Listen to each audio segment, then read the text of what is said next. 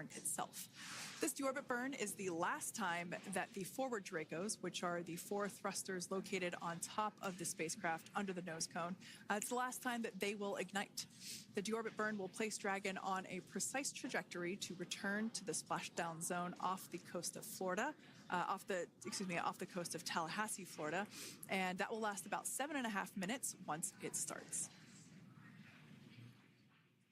And so deorbit burn is targeted for 2:11 p.m. Central Time, so about 2 minutes from now. As we mentioned, it's going to last about 7.5 minutes, again, helping to get Dragon into the precise trajectory to ensure that splashdown occurs in the area that was calculated and where the recovery team is already in place, ready to support splashdown operations today. The recovery vessel Megan is the ship that is going to be utilized today, and we also have what is called fast boats that go out first to check the spacecraft and make sure everything is looking good before the recovery vessel Megan approaches.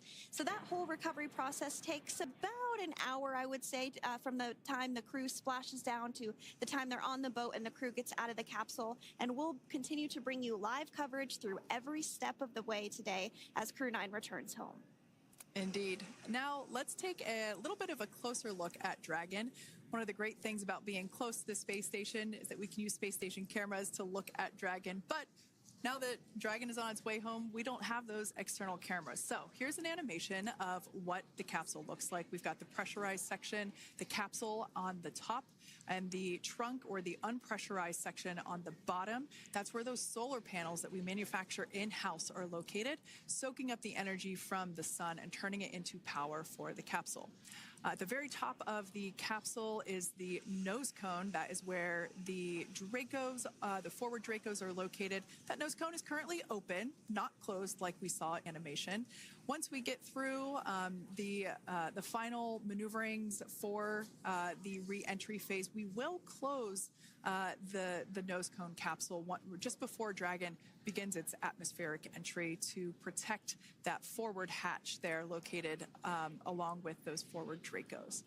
So go ahead. Oh, that's right. I was going to mention that the nose cone does open shortly after launch, and it remains open the entire time that Dragon is docked to the International Space Station.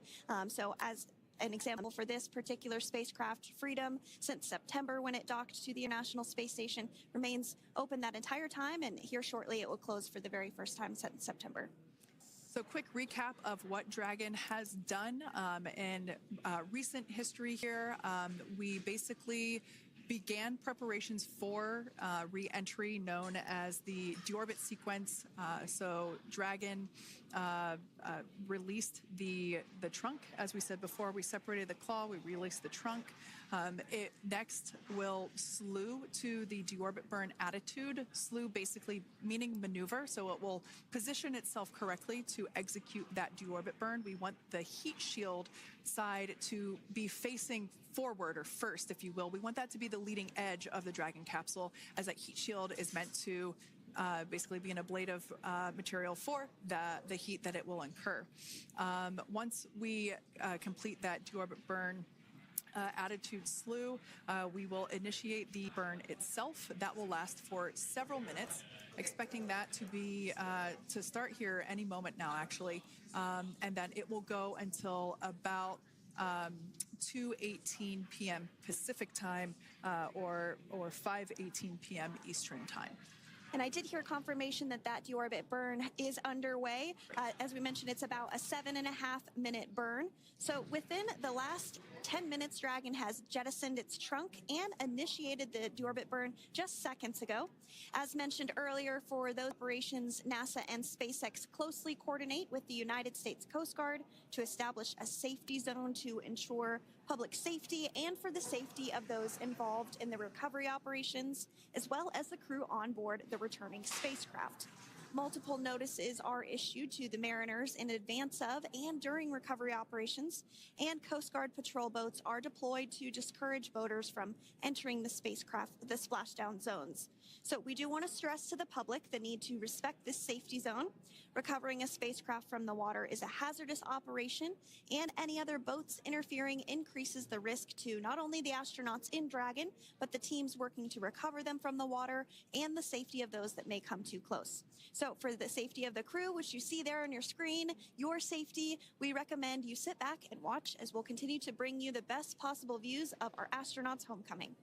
Yeah, as I mentioned earlier, this deorbit burn is the last time that we will utilize our 4 forward Draco thrusters. Forward basically meaning at the top of the Dragon capsule. Dragon Freedom has not yet entered the Earth's atmosphere. This deorbit burn is what will line the vehicle up and put it on its final trajectory to the landing site right off the coast of Tallahassee, Florida. So basically, it is the last burn that the Dragon spacecraft executes and is what really locks it in for that precise landing. As you can see on your screen right now, Nick, Suni, Butch, and Alexander are using their screens to keep tabs on the burn duration, the Draco firings, and trajectory details such as entry angle, spacecraft perigee, and how much distance remains until deorbit burn termination. As I mentioned earlier, Dragon is flying itself. So all the crew has to do is stay strapped into their seats and keep tabs on things. Although I must say, if I had one of those window seats, it would be pretty difficult to restrain myself. Now, with Nick, Suni, Butch, and Alexander ready to deorbit and splash down back on Earth, they will be heading to one of 8 targeted sites supported by SpaceX and NASA. All of these sites are located off the coast of Florida, either in the Gulf of America or the Atlantic Ocean. Spreading the supported sites across multiple locations helps maximize the return opportunities for this mission and future crews, lowering the chance that we'll have to wave off due to bad weather. For those of you following along, you'll know that today's splashdown marks our final Dragon recovery on the East Coast.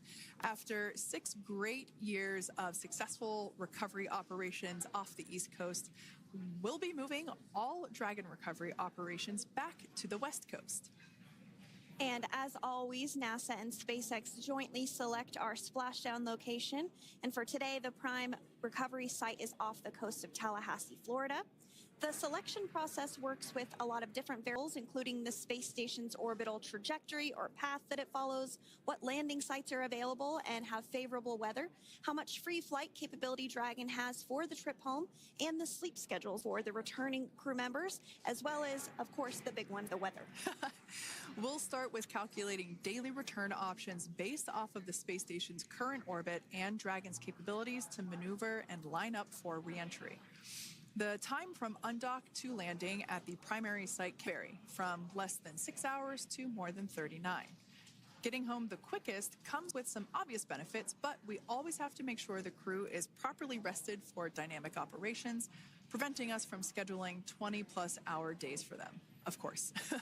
Trajectory and ballistic experts provide the daily opportunities that would line up Dragon with the 7 landing zones and split them into what we call ascending and descending opportunities. Dragon uses its Draco thrusters after leaving station to execute a series of altitude-lowering maneuvers and to line up with the selected primary site. It can also change to different alternative sites while in a free flight if sudden weather moves in that we may need to avoid. So, as we mentioned, weather is something we're constantly looking at, making the final call to proceed about 2.5 hours before the crew undocks. So, for the Crew-9 return, we looked at a number of weather items. Some of the obvious ones are no rain or a chance of lightning in the recovery zone, both for the safety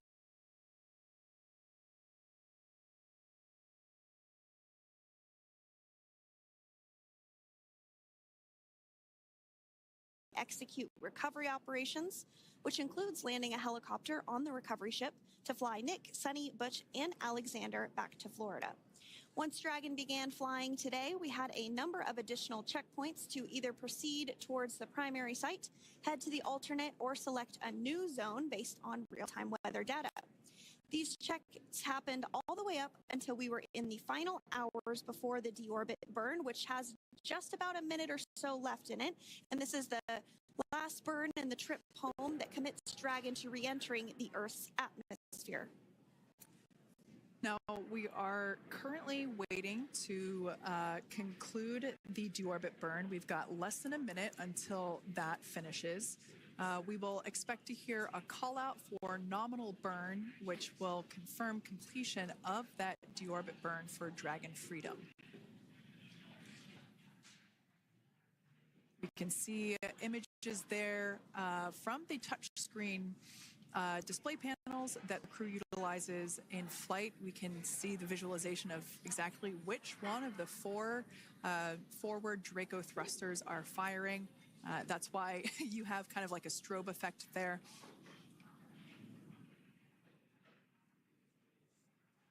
And if you're just joining us, you are looking at live views of the Dragon Freedom. On your left is Commander of Crew-9, Nick Hague. To his right is Roscosmos cosmonaut Alexander Grabenkin. And also in Gorbanov, excuse me, that is Alexander Gorbanov. And then also in the capsule today is NASA astronauts Suni Williams and Butch Wilmore. We are awaiting confirmation that their deorbit burn is complete, which is the last burn that's going to help set them up on a trajectory to splashdown off the coast of Florida. Deorbit burn complete. Performance nominal. Nose cone closure initiated.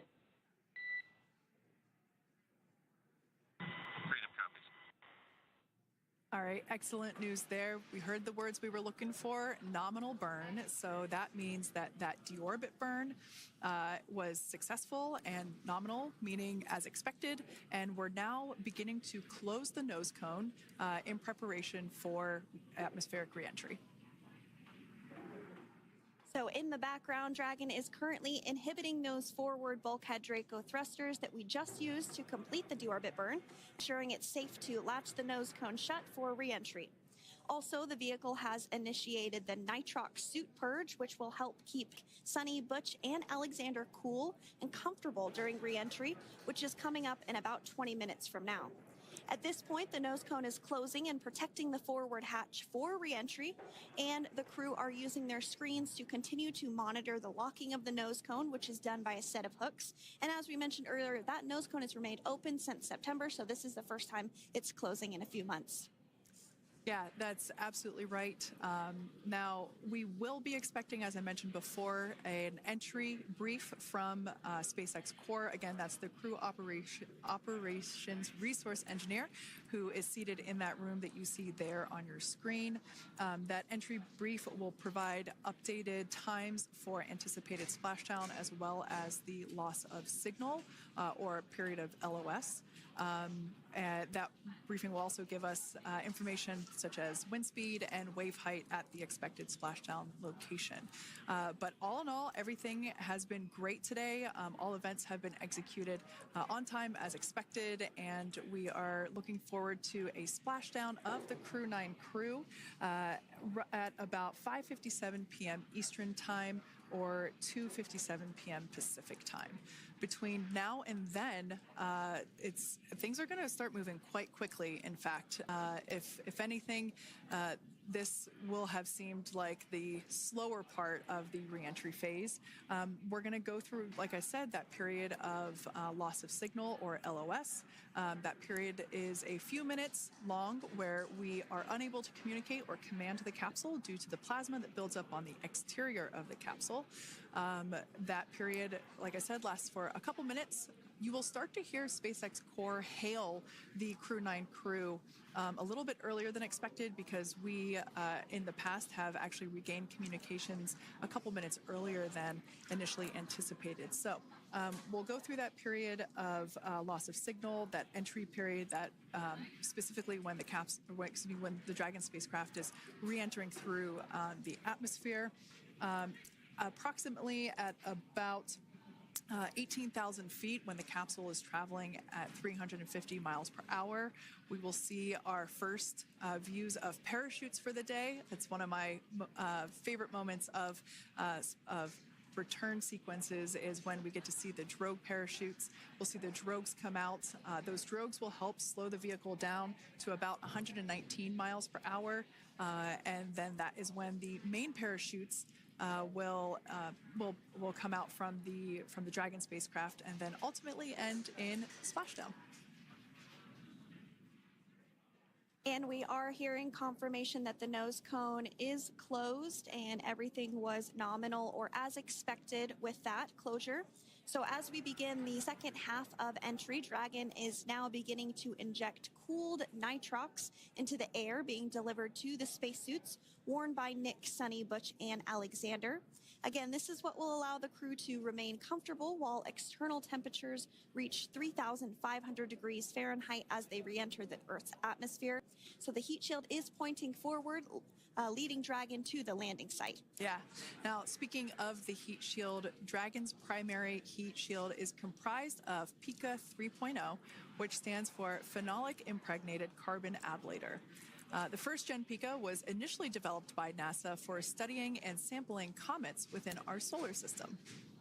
SpaceX partnered with NASA to develop PICA-X, which was the second-generation product used on all Dragon 1 cargo resupply service missions that resupplied the International Space Station on 20 missions. PICA 3.0 was developed specifically for use on Dragon 2 crew and cargo with enhanced structural and thermal capabilities that allowed the heat shield to be even more effective in the way that it utilized the ability to make that heat ablate as it goes through the Earth's atmosphere.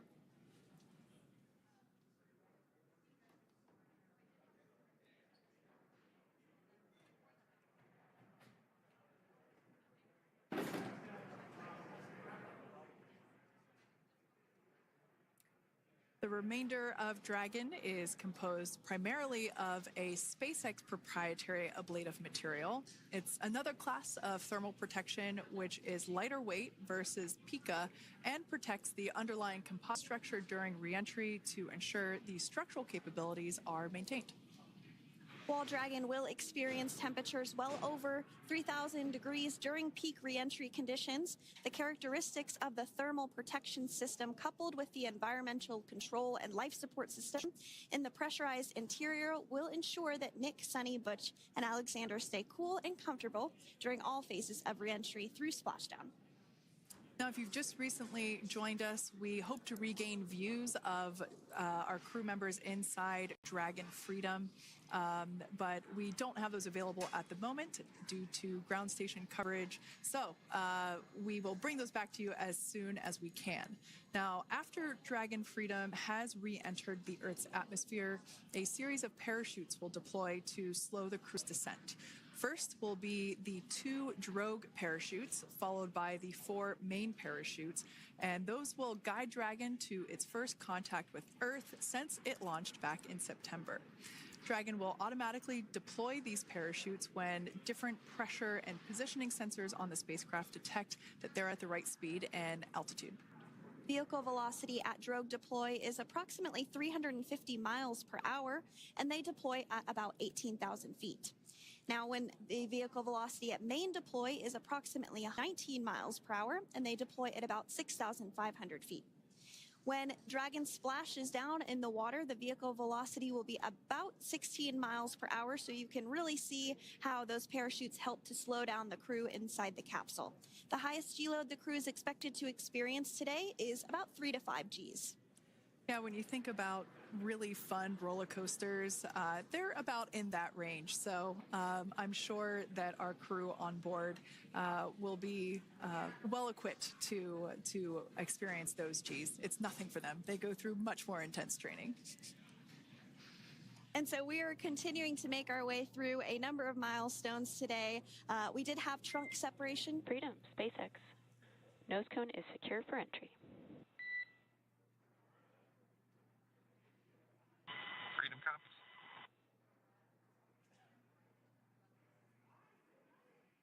All right, great news there. That tells us that the final physical configuration change for Dragon is complete. We have closed that nose cone. This is the last physical change that Dragon undergoes prior to re-entering the Earth's atmosphere. It's important that that nose cone is completely closed because underneath it is not only where the 4 forward Draco thrusters are located, but it's also because that is where the forward hatch is located. That is the hatch that is utilized for the crew to ingress and egress from the station while it is docked on board. And since our capsules are flight proven and we reuse them on future space flights, we want to make sure that all of the integrity of that hardware remains intact. So that nose cone is successfully closed, and we're going to start moving pretty quickly here. As I mentioned before, we'll go through loss of signal. We'll get that signal back several minutes later, and then we'll see the parachute action. Yep, and then that's all ahead of splashdown off the coast of Florida. We're targeting Tallahassee as our splashdown zone today at 2:57 p.m. Pacific time this afternoon. Now, you did mention the call to the crew.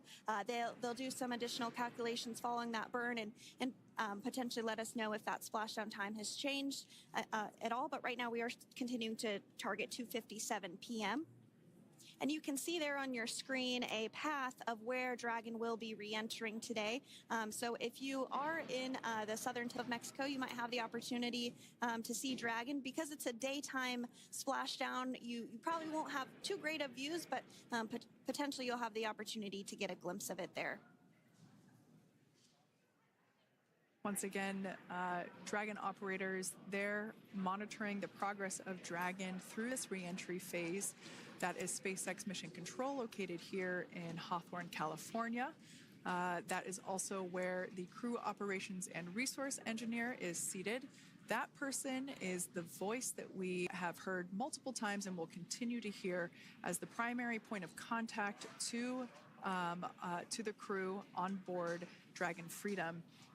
We will also hear the voice of Commander Nick Hague.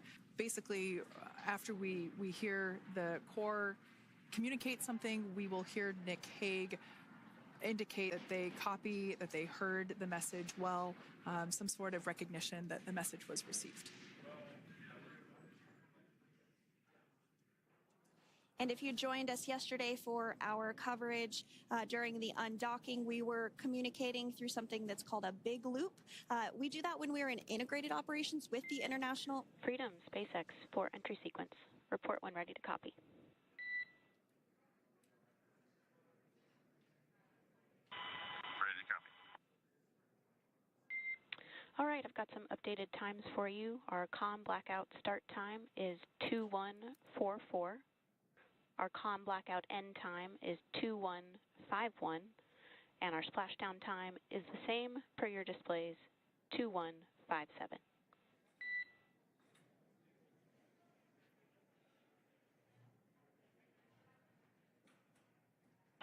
Okay. Understand comm blackout start 2144, stop 2151, splashdown per display.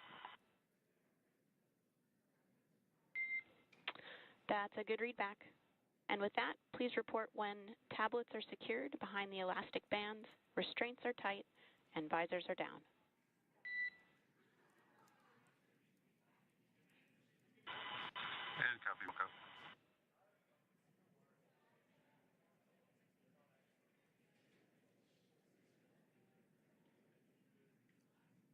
And with that communication from the Corps or Crew Operations Resource Engineer here in Hawthorne to Commander Nick Hague of Crew Dragon Freedom, we did hear that the loss of signal period is still at 2:44 p.m. Pacific, but we had a 1-minute adjustment to the acquisition of signal. That's going to now be at 2:51 p.m. Pacific time. However, our splashdown time remains the same at 2:57 p.m. Pacific time this afternoon off the coast of Tallahassee, Florida.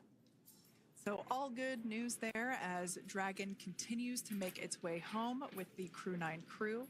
As we've mentioned before, we are splashing down on the Gulf Coast. We have ability to splash down on either side of Florida, but the location site just outside of Tallahassee, Florida is the site that was selected today due to best recovery conditions.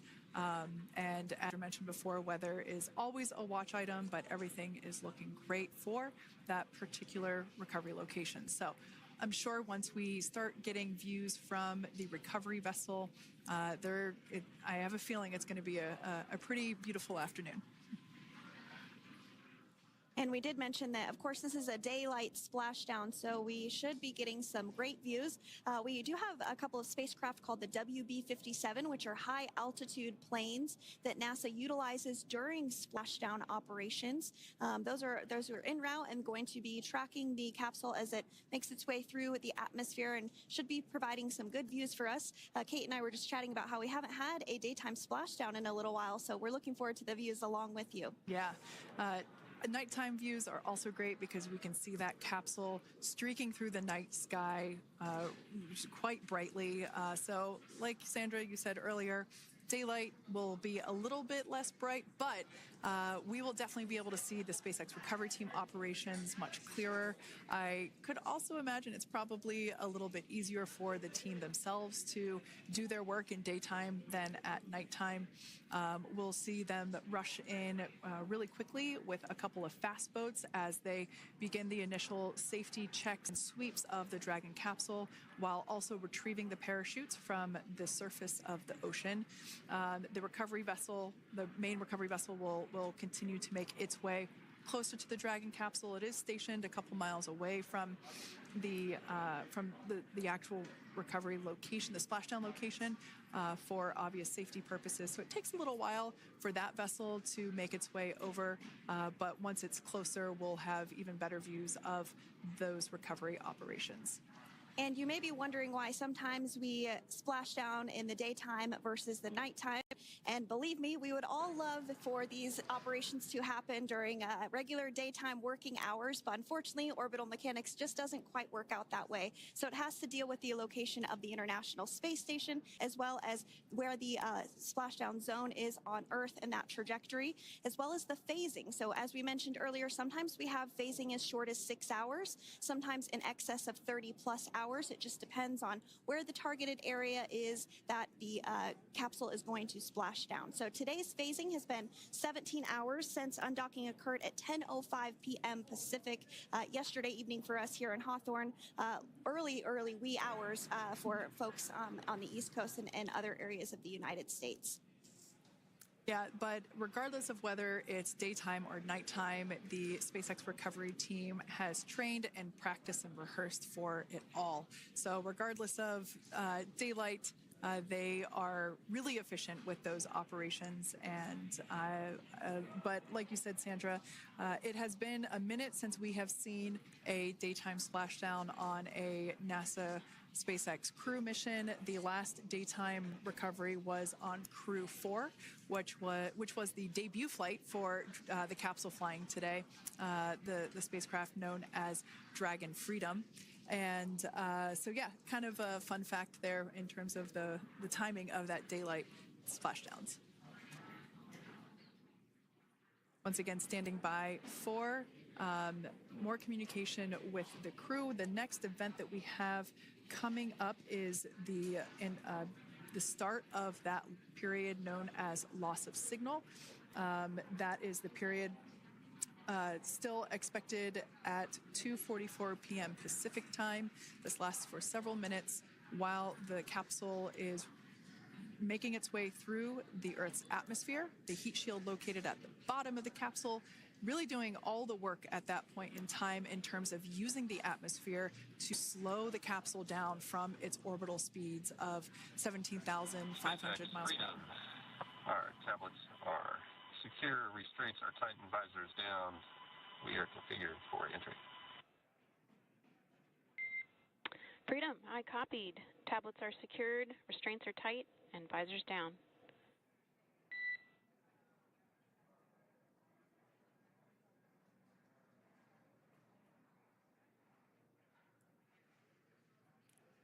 All right, great news there in terms of continuing to make progress. That back and forth communication we heard was just letting Core know that per their instructions, Crew-9 has now put away everything that was necessary in order to begin the re-entry, including those tablets that were located on their legs. Those are now stowed away.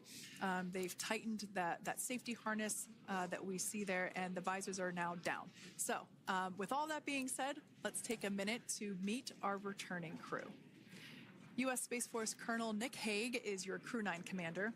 He was selected by NASA as an astronaut in 2013. This was his second spaceflight to the International Space Station and third launch overall. He spent 171 days in space with Crew-9 and has a career total of 374 days in space. During his mission, he completed a spacewalk with astronaut Suni Williams. That was his fourth spacewalk, earning him a career total of 25 hours, 56 minutes of spacewalking time. Before Crew-9, Haig previously served as a crew member of Expedition 59 and 60 back in 2019. He flew with Alexei Ovchinin and NASA's Christina Cook. So this is his second time sharing the space station with Ovchinin. The Kansas native is a test pilot and distinguished graduate of the United States Air Force Academy. Nick spent 5 months in Iraq in support of Operation Iraqi Freedom. He voluntarily transferred from the United States Air Force to U.S. Space Force in 2021 and is an active colonel. His wife, Katie, is a retired U.S. Air Force colonel, and they have 2 sons. NASA astronaut Suni Williams is a mission specialist for Crew-9. This was her third visit to the International Space Station. She originally launched aboard Boeing's Starliner spacecraft and arrived at the space station on June 6th. Following the agency's decision to return Starliner uncrewed, she became an Expedition 71 and 72 crew member, where she logged 286 days in space on this mission.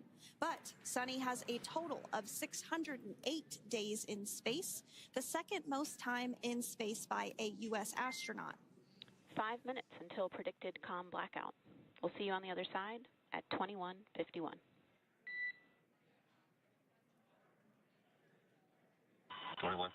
Talk to you soon. And with that call out from the crew operations resource engineer to Commander Nick Haig, letting them know that everything is looking good ahead of the loss of signal period.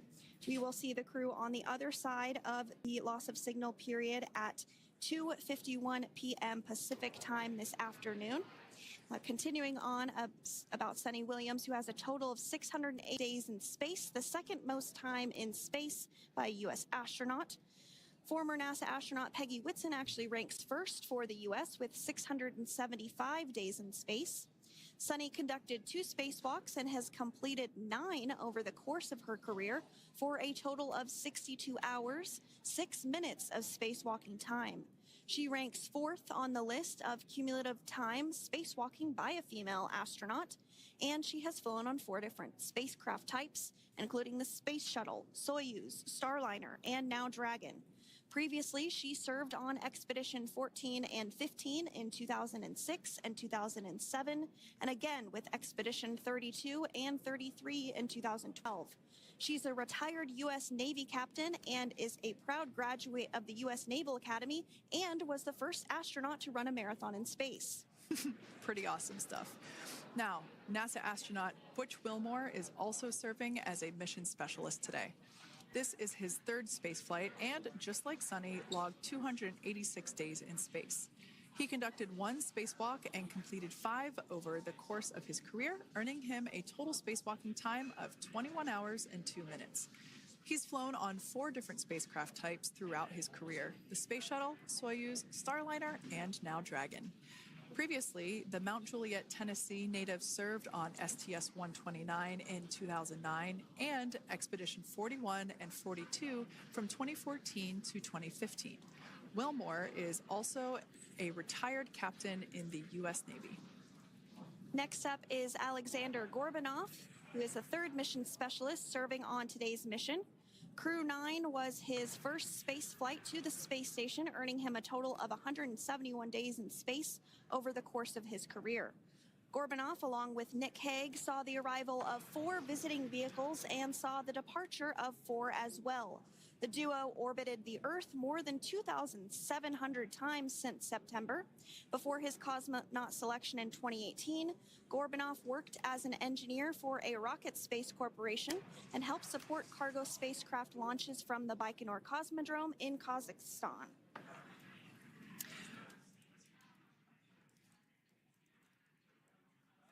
So if you are just joining us, we are continuing to bring you live coverage of Crew-9's return to Earth following their mission aboard the International Space Station, where they completed science and research investigations.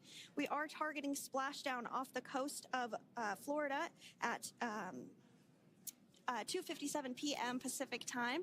The next major milestone that we'll look ahead towards is what we call loss of signal, or LOS, when we won't have communications with the crew because they will be re-entering the Earth's atmosphere. And during this process, there is plasma that builds up around that heat shield, so we are not able to communicate with the crew, but we are anticipating to regain communications with the crew at a short time from now at 2:51 p.m. Pacific time today.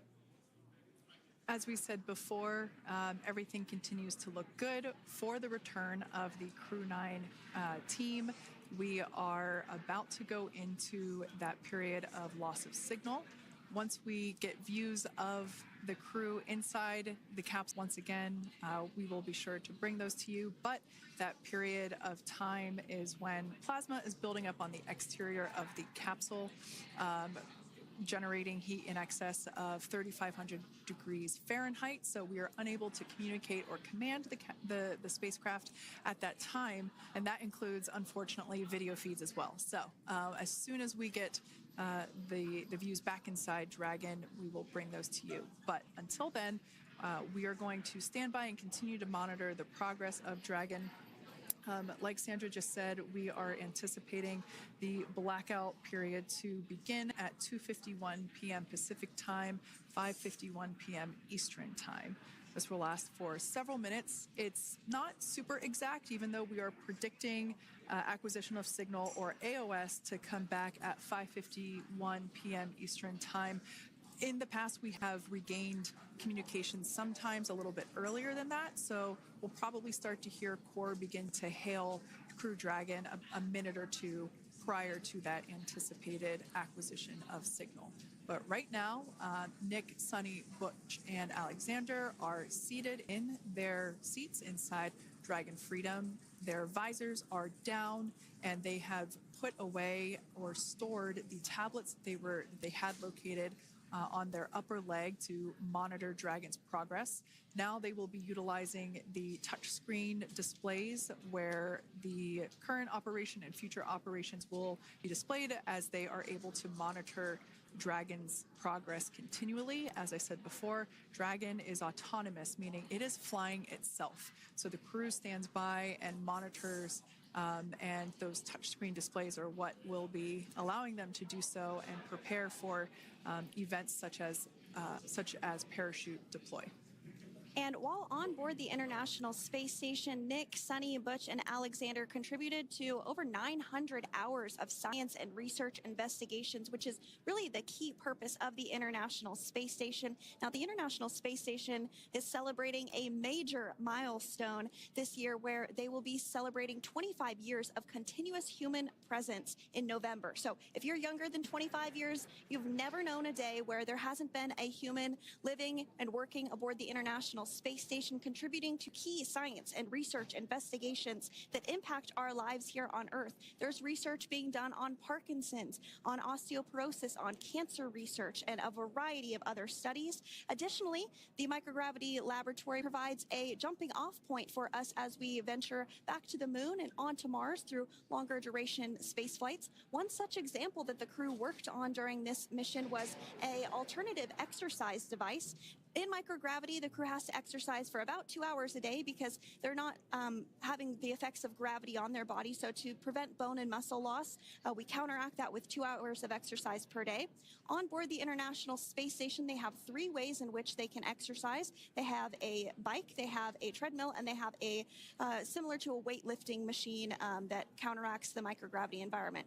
But a particular experiment that this crew tested out was a combination of all 3 of those in one smaller device. And this is really critical as we continue on to the moon, Mars, and beyond, because space is really important in spacecraft.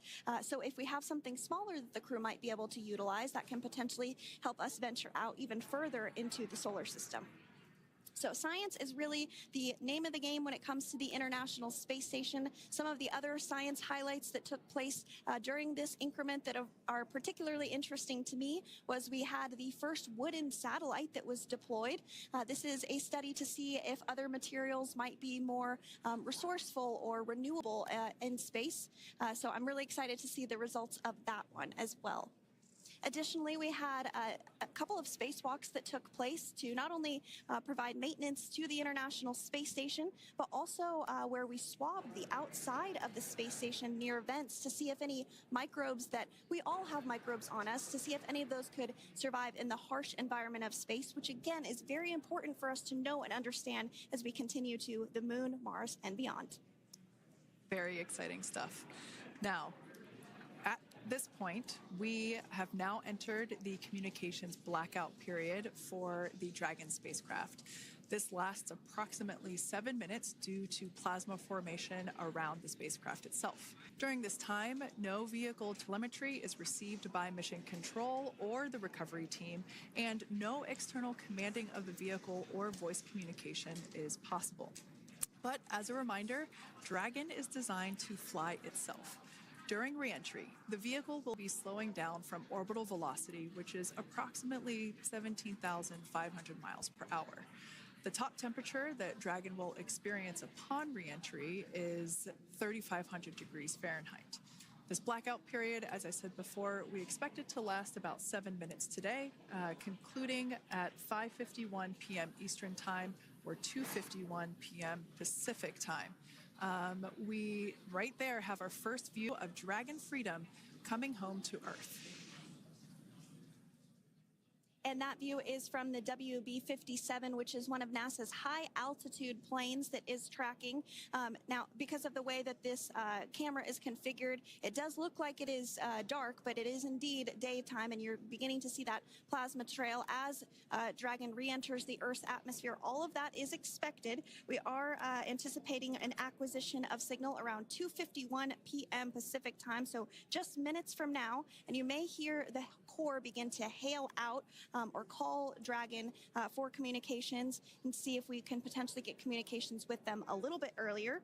Following this, we'll have two events in rapid succession. We'll have the drogue parachutes deploy at 2:53 p.m. Pacific, followed by the mains just 1 minute later at 2:54 p.m. Pacific Time, ahead of a splashdown at 2:57 p.m. Pacific Time off the coast of Tallahassee, Florida.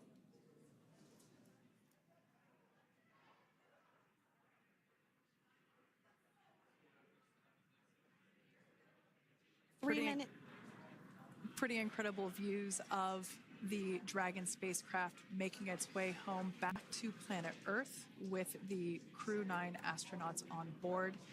Once again, this view is coming from the WB-57 plane.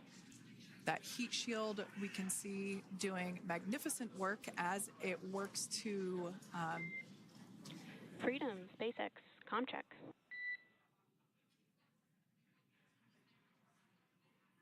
All right, we're going to start hearing the SpaceX Crew Operations Resource Engineer.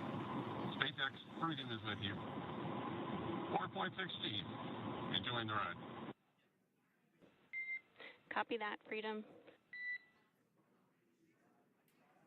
Great news there from Commander Nick Hague reporting back. We see a healthy flight computer. Expect automated chute deployment. Freedom copies.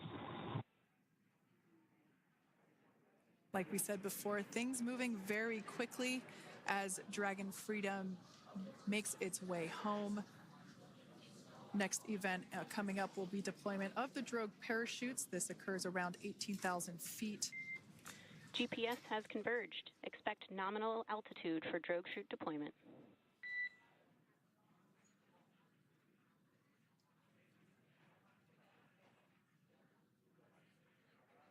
We're about 2 minutes away from deployment of those drogue parachutes. Now the heat shield is continuing to work to slow the vehicle down. That entry period, the Dragon spacecraft went from orbital velocity about 17,500 miles per hour down to about 350 miles per hour. So that really gives you a sense of why that plasma builds up on the exterior of the capsule thanks to the heat shield and the work that it does. Those drogue parachutes will slow it down from 350 to about 119 miles per hour. We can see 15 kilometers. Brace for drogue window. We can see seat rotation happening inside the capsule. Great to get those first views of our crew members. Once again, the capsules are going about 350 miles per hour when the drogues are deployed. Those drogue parachutes that we manufacture here in-house are going to slow the spacecraft down to 119 miles per hour. And that is when we will see the main parachutes deploy, and that occurs about 6,000 feet above the ocean's surface. And we are expecting drogue deployment at 2:53 p.m. Pacific, so we should see it any second now. And there you are getting a great view of Crew-9 inside Dragon Freedom as it returns back to Earth. We are awaiting the drogue deploys. This view coming from the WB-57 high altitude plane. And there you see it on your screen, drogue deployment. Drogue descent rate nominal. You can hear the crowd here. Visual on 2 healthy drogues. The crowd here very excited as Dragon Freedom continues to make its way back to planet Earth.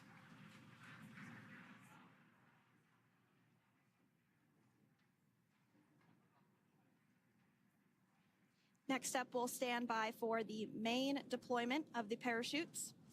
The mains are quite a bit larger. You'll be able to notice the difference on your screen once they deploy, and they continue to ensure that the Dragon spacecraft slows down even further. As we mentioned, Freedom will be traveling 16 miles per hour when it splashes down off the coast of Tallahassee, Florida, here at 2:57 p.m. Pacific time this afternoon. And there we go. We have visual on 4 healthy mains.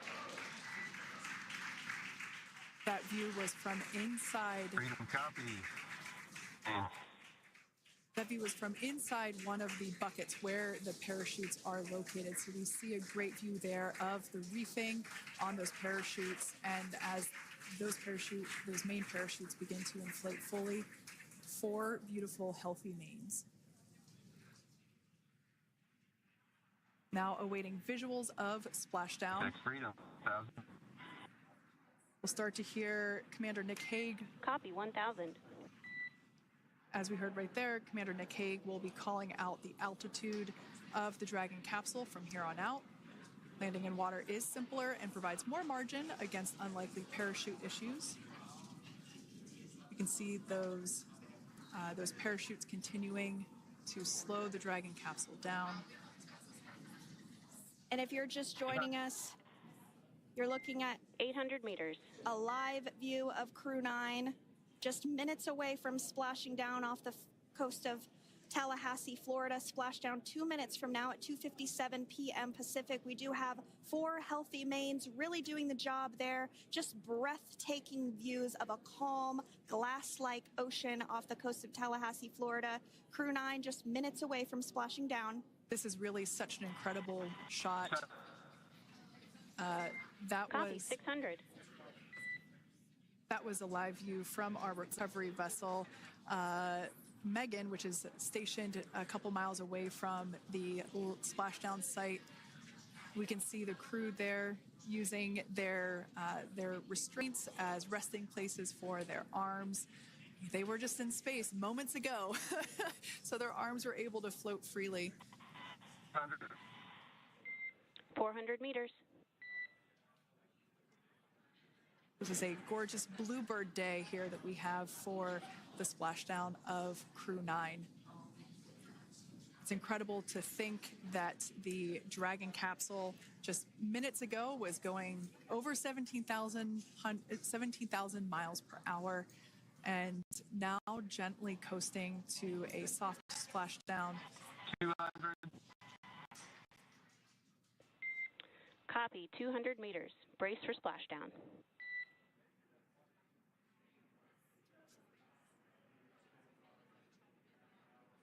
As you can see there on your screen, continuing to monitor progress of the Dragon spacecraft. And we're going to stand by for splashdown. located in the Gulf of America off the coast of Tallahassee, Florida.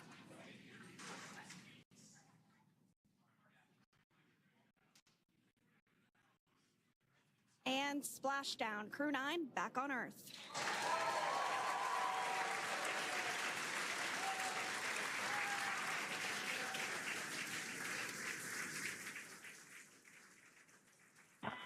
And SpaceX Freedom, splashdown. Good main release. Copy, splashdown. We see main chutes cut. Nick, Alex, Butch, Suni, on behalf of SpaceX, welcome home.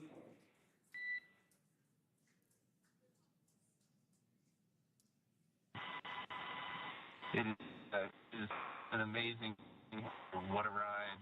I see a capsule full of grins ear to ear.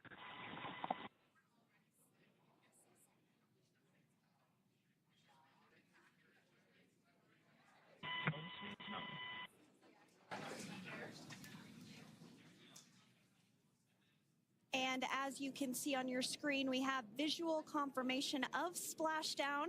Dragon Freedom has returned home, and NASA astronauts. System safety verifications are in progress. We'll report back when recovery personnel are en route.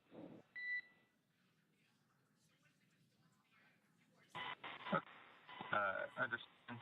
And, we're in section 2, 4.800 landing response. And looking for your word. It is necessary.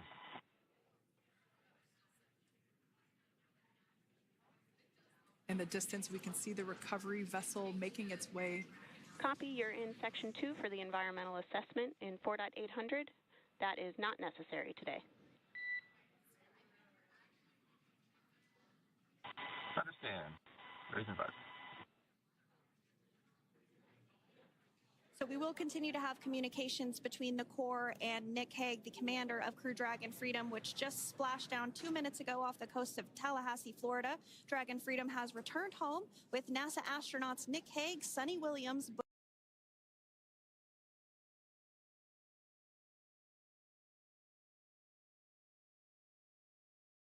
They will now make their way to the splashdown location. The teams have been ready and waiting about 3 nautical miles away, so it's going to take them about 30 minutes or so to make their way and to SpaceX Freedom. Pretty sure we're in stable 1. Copy, stable 1. We see the same.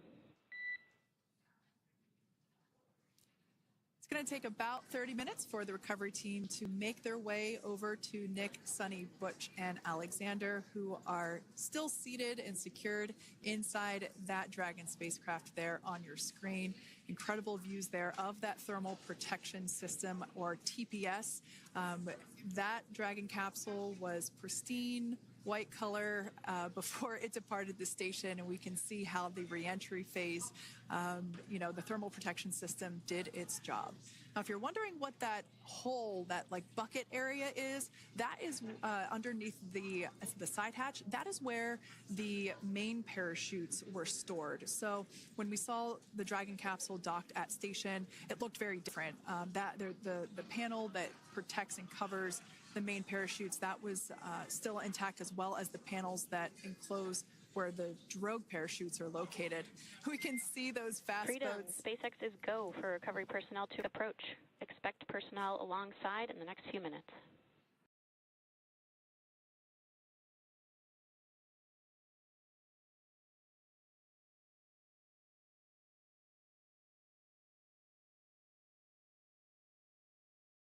To make its way over to the capsule. These fast boats will be doing a couple of things simultaneously. A couple of them are going to be working to retrieve the parachutes that you see in the background there of this shot. Those parachutes will be retrieved from the ocean surface. We want to make sure we are able to pull those out.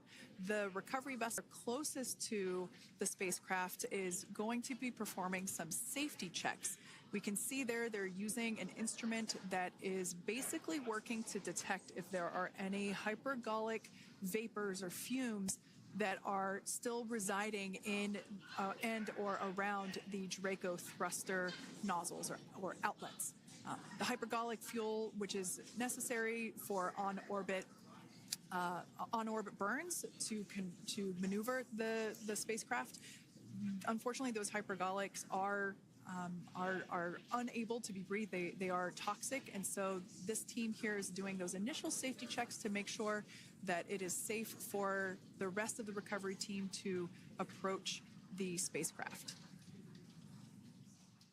They're also checking to make sure that any residuals from the pyros are safe and are not going to cause any issues. We can see the team working their way around the spacecraft to do these basically these sniff tests on all of those Draco thrusters.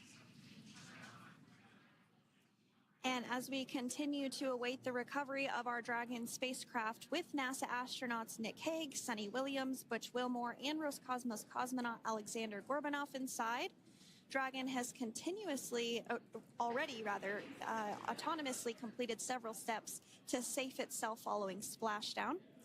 We are continuing to see Dragon in what is known as stable 1 configuration. That's kind of the ideal configuration following splashdown. It's upright, and the Dragon capsule's in the right configuration for it to be hoisted into the recovery vessel Megan, which you do see a little ways off in your screen approaching.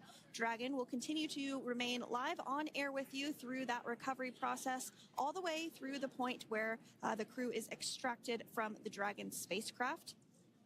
Now, if you are just joining us, the mission has gone smoothly so far. Dragon successfully splashed down off the coast of Tallahassee, Florida at 2:57 p.m. Pacific, 5:57 p.m. Eastern Time this afternoon. Approximately 17 hours prior to splashdown, Dragon autonomously undocked from the International Space Station, completed a series of departure burns, jettisoned its trunk section, and performed its final burn, the deorbit burn. This placed the Dragon spacecraft on a trajectory toward Tallahassee, Florida. Dragon successfully re-entered the Earth's atmosphere, followed by deployment of its parachutes to slow the spacecraft down to a gentle splashdown.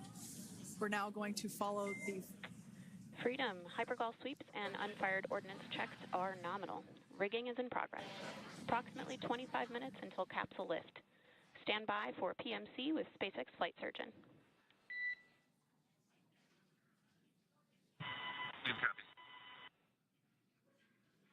And so what we did just hear there was communications that those hyperchecks were complete. They didn't find any of that upon those checks, so we'll continue to move through the timeline. Next up is a process called rigging, which you see happening right now on your screen. This is when a SpaceX recovery personnel actually works to climb aboard the capsule and work through procedures ahead of lifting onto the nest of the recovery vessel Megan. We heard it's going to be about 25 minutes or so until that lift actually takes place.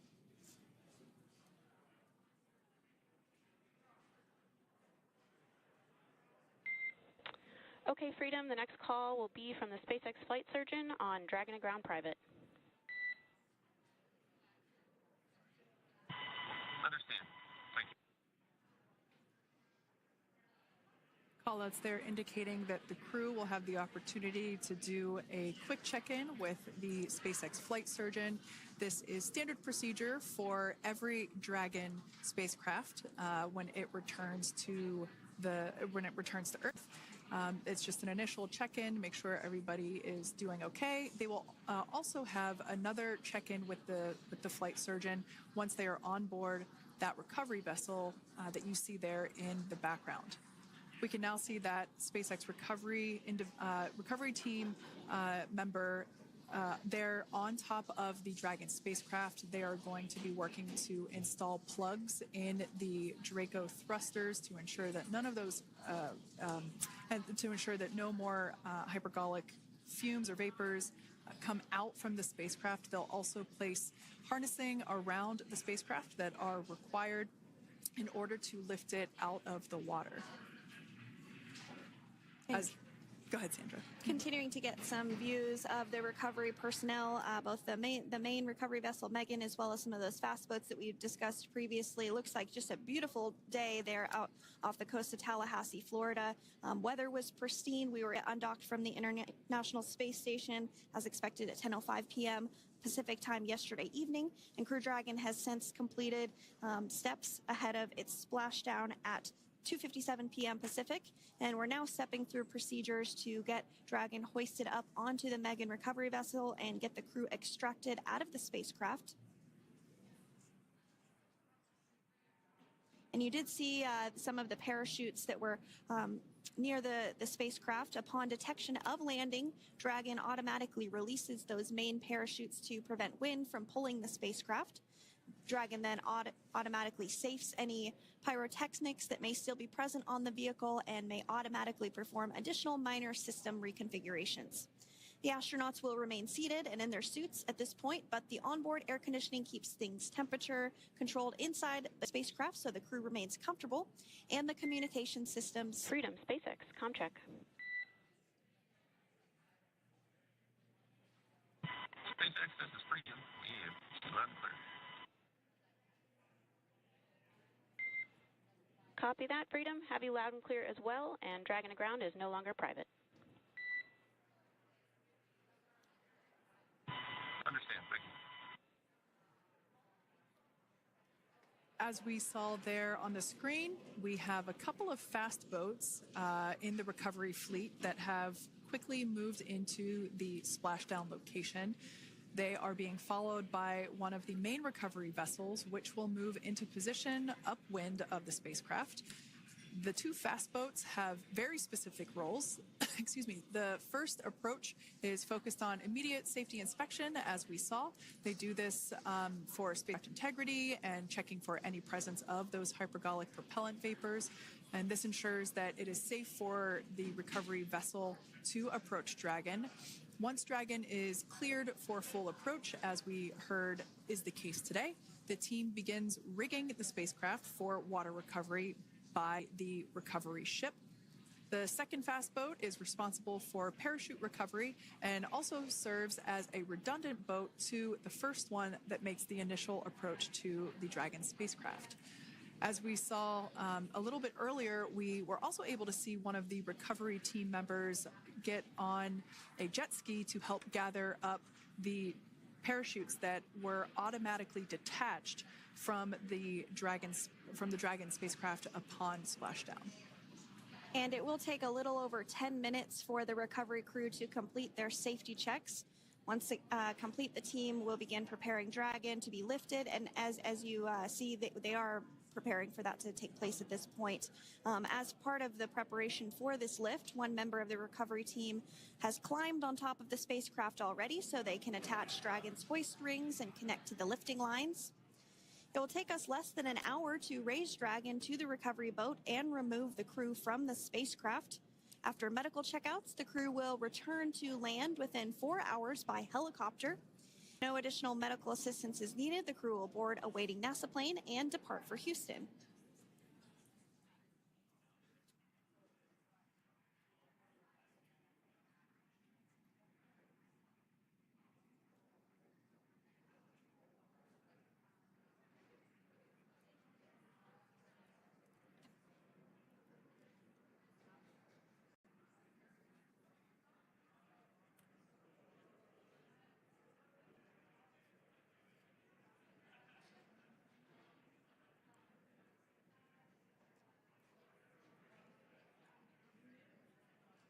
And as we continue to await Dragon to be hoisted up onto the ship, we have a very special treat.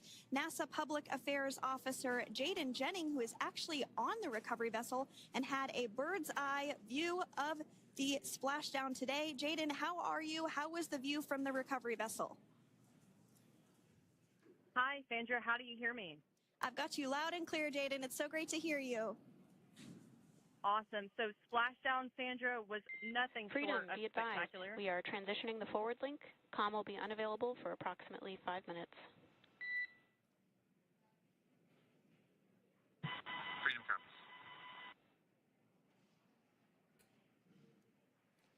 Thanks so much, Jaden. We did just have some communications letting us know that we'll have about a 5-minute period where we won't be able to hear from the crew. So please go ahead, tell us, how was the view from the recovery vessel?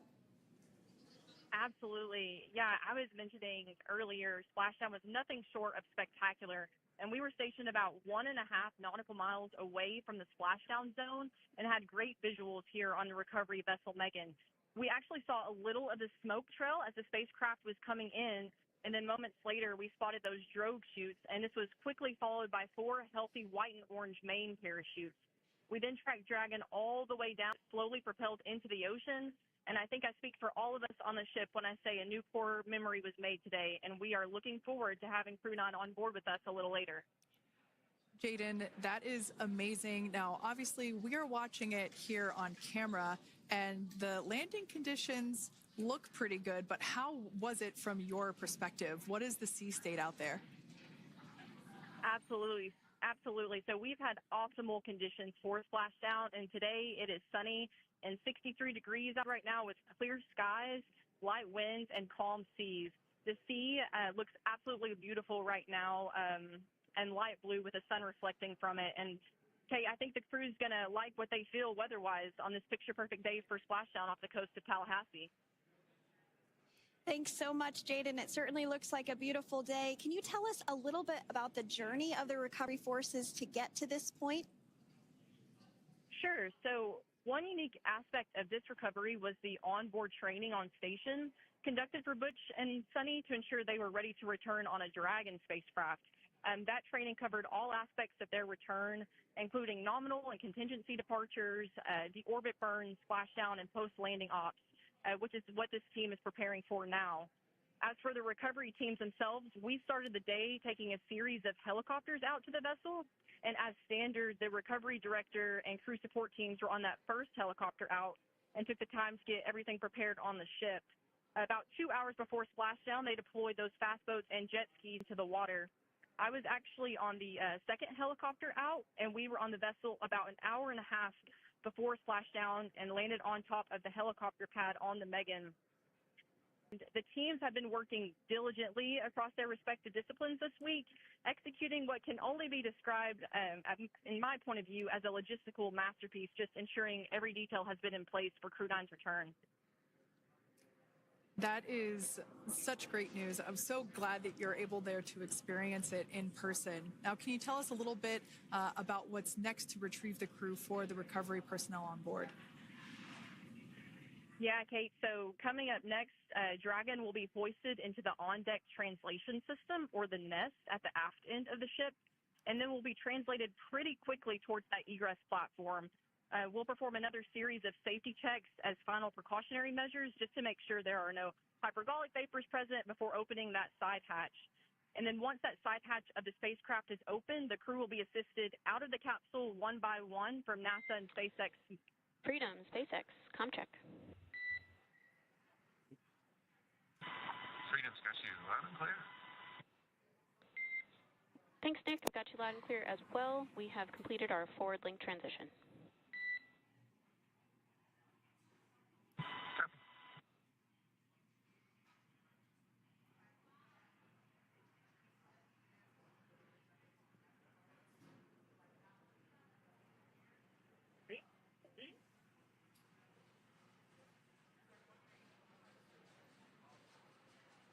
And Jaden, if you did just want to go ahead and let us know what is next to retrieve the crew, we are continuing to get some great views on our screen, but I know you have an even better view yourself.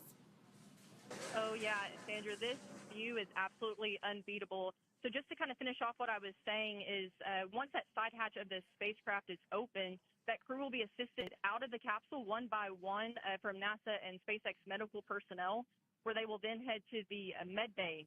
And after those medical checks, they will get on that first helicopter out and arrive at the airport, where they will then board a NASA plane and then head back to Houston, Texas at the Johnson Space Center to begin their post-flight period. And we're eager to see the Crew-9 astronauts back on Earth, and we'll keep you updated on every moment of this process. And with that, I'll toss it back over to you guys in Hawthorne. Thank you so much. That was Jaden Jennings, NASA Public Affairs Officer, who watched Freedom splash down firsthand from the recovery vessel Megan. Thanks so much, Jaden. So we are continuing to get these great views on our screen here of Freedom. As we mentioned, it's splashdown at 2:57 p.m. Pacific time off the coast of Tallahassee, Florida. The recovery personnel are continuing to step through procedures to hoist Dragon onto the recovery vessel Megan there, which is now coming into view. You can see just how close Megan is at this point, and that's that helicopter pad that Jaden was just discussing, where the crew will fly off of onto the coast of Florida, and then eventually they'll fly.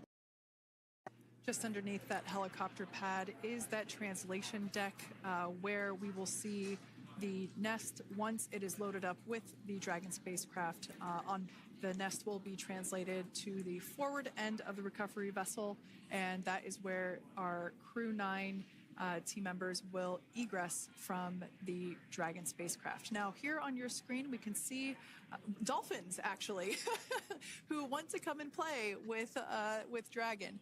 Now, one of the fast boats there in place, working to assist the recovery team member. It's incredible. I just love these views. We really see them even better in daytime, but just seeing the recovery team work in tandem to step through each step, to step through each operation. You know, obviously they're getting quick assists from the honorary part of the recovery team, those dolphins in the water there. Now, the recovery team member that is crawling around the Dragon spacecraft. Earlier we saw a view where it was like a spider monkey pose. We can see that individual now standing in the bucket where the main parachutes were stored while Dragon was on orbit. Obviously, those main parachutes were utilized for splashdown today. They were deployed and cut from the Dragon capsule, and one of the other fast boats of the recovery team working to pull those out of the water. Now, the recovery team member that is there working on top of the Dragon capsule. Earlier, we saw that person performing safety checks. Now we can see some harnessing being placed around the capsule. This harnessing is what will be used to lift the Dragon capsule out of the water and onto the recovery vessel. Wow, we got a cute little pod of dolphins. It wasn't just one or two. I mean, that water just looks beautiful. We had ideal splashdown parameters today. Obviously, wave height, ne'er a concern. The weather is beautiful, as Jaden mentioned, in the 60s, sunny. Looking forward to seeing Crew-9 exit the capsule here shortly once they get hoisted onto the recovery vessel Megan. We can see that recovery vessel slowly but surely closing the distance there between, dolphin cam back again. We can see that the Dragon capsule and the recovery vessel, that distance is closing. Again, this is just one more step as we continue to work recovery operations for Dragon Freedom, and we anticipate the lift of the Dragon capsule to occur here in just a few minutes. Now, once all of the rigging is on the capsule and it's hooked up to the recovery vessel, we will see the hydraulic arm, which is that kind of like bridge-like structure there at the aft end of the recovery vessel. We'll see that articulate backwards, and that's a good sign that we're getting even closer to pulling the capsule out of the water. It will then move forward, and the capsule will be placed inside of what you can see there is basically a basket. We call it the nest, Dragon nest, where that's where the capsule will be placed in order for it to be translated to the forward end of the vessel and for the astronauts to egress. And before that does take place, we'll have potentially views of the rigger go ahead and jump off of the spacecraft there. That typically occurs when the spacecraft is a little bit closer to the recovery vessel, and we usually get a really good view of that particular operation from one of the onboard cameras from the recovery vessel. That is an operation that I have a lot of respect and admiration for, that individual that does that.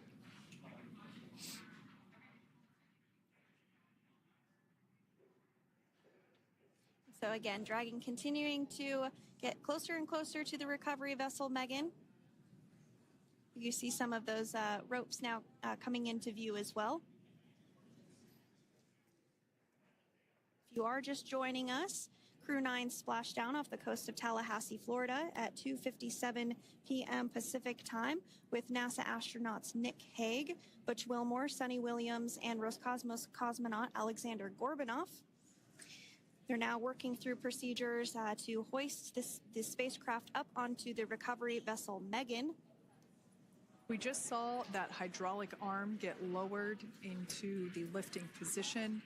That arm will be the mechanism that is utilized to lift Dragon up and out of the water and into the nest located there at the aft end of the recovery vessel.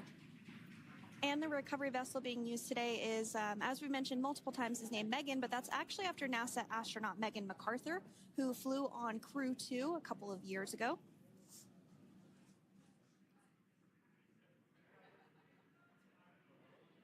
We're getting some views now from actually inside the boat. Yeah, you're exactly right. This view is straight down the recovery vessel. That platform that was closest to the camera, that is the egress platform. Freedom, rigging is almost complete.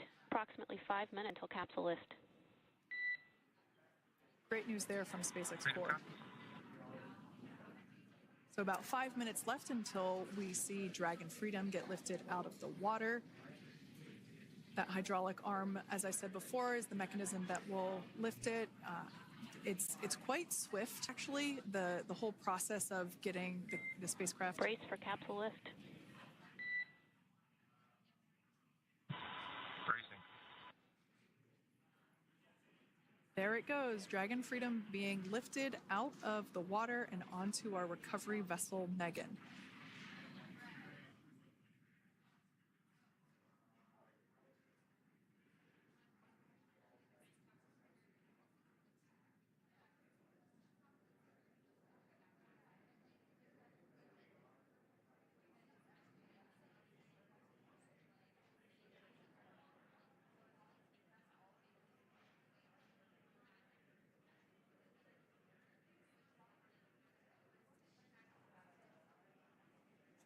So once securely on... Welcome aboard the recovery vessel.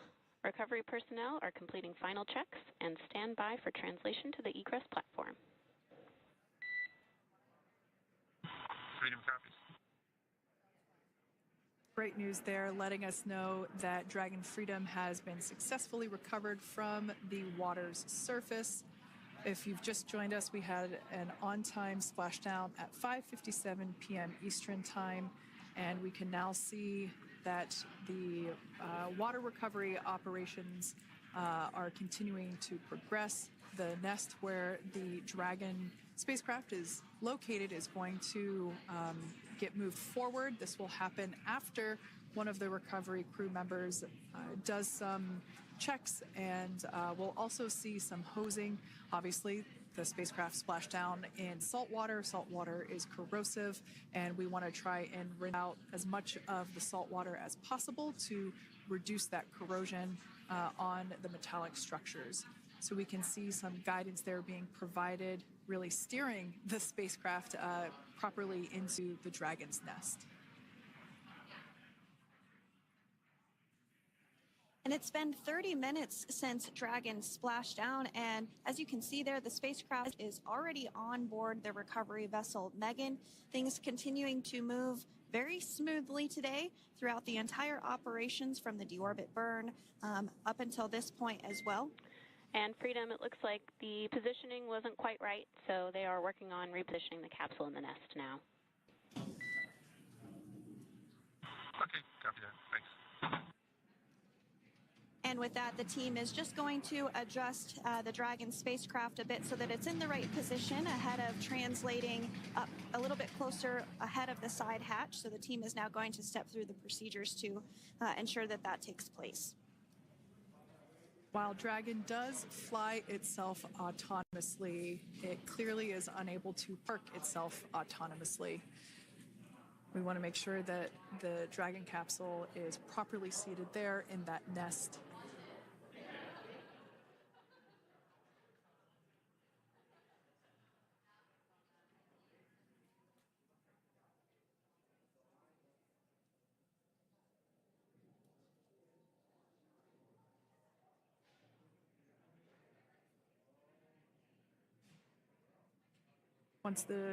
Once Dragon is fully seated in the nest, we'll probably see a bunch of that salt water come out from the bucket there located underneath the side hatch. See some salt water splash out. As I mentioned before, one of the recovery team members will begin hosing down the exterior of the spacecraft.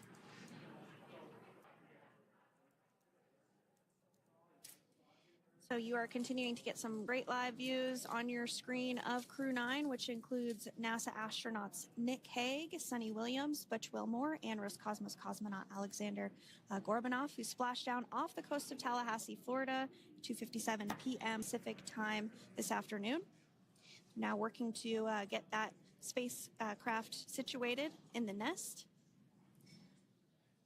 Just making some final adjustments and tweaks to ensure that it's nice and secure.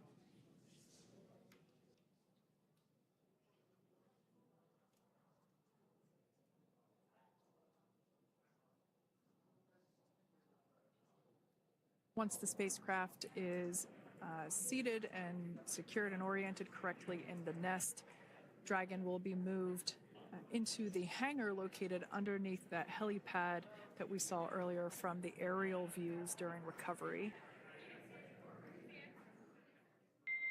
All right, Freedom, looks like you are settled into the nest now. Team is working through hypergol sweeps. Copy.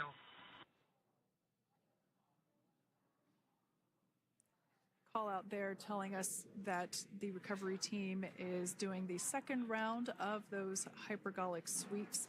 This helps ensure that everyone, all the recovery team members that are located basically right where this camera is located on, towards the forward end of the recovery vessel, that they will all be safe once the spacecraft is translated forward.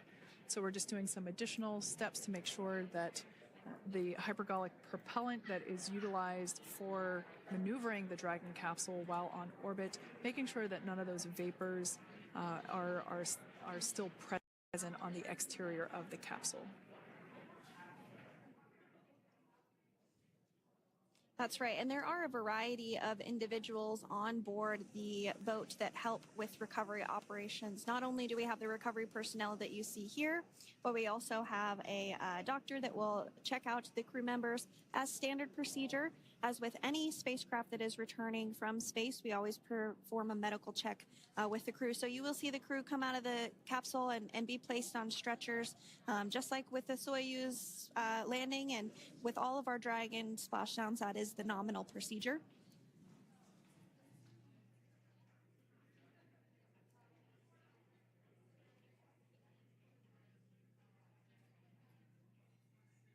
We'll stand by to see Dragon Freedom translate or scooch up a little bit closer to the camera angle that we're seeing right here.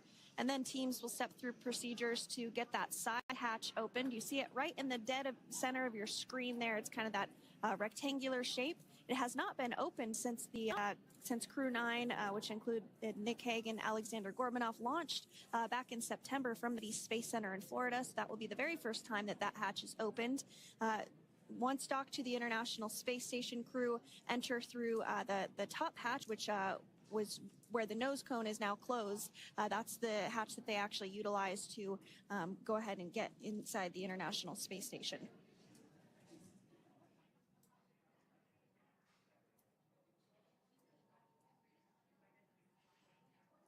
So as we get a little closer to that hatch opening procedure, you might start to see more individuals come into frame for some of that support. The ship has a maximum capacity of a little over 40 people on board, and it takes a variety of different roles, as we've discussed, to support. Also on board is the chief of the astronaut office for NASA, that's Joe Acaba.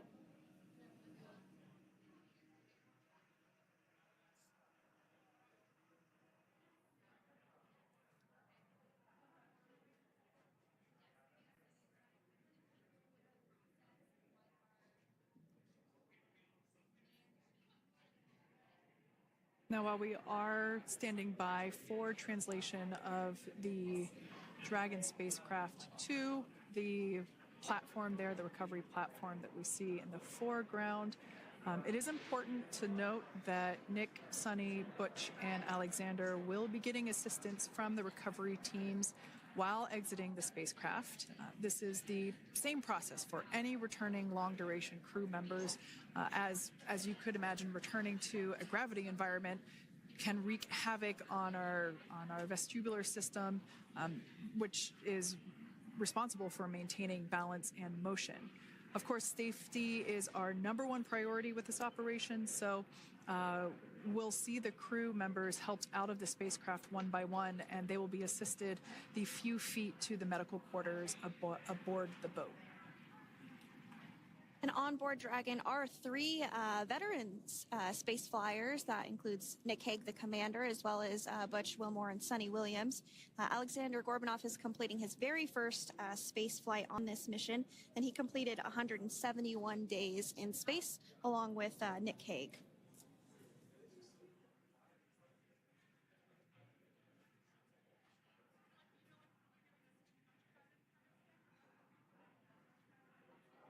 For those of you that have just recently joined us, well, I would encourage you to hit that rewind button and go back a few minutes. It was a beautiful splashdown of Dragon Freedom with the Crew-9 cohort on board.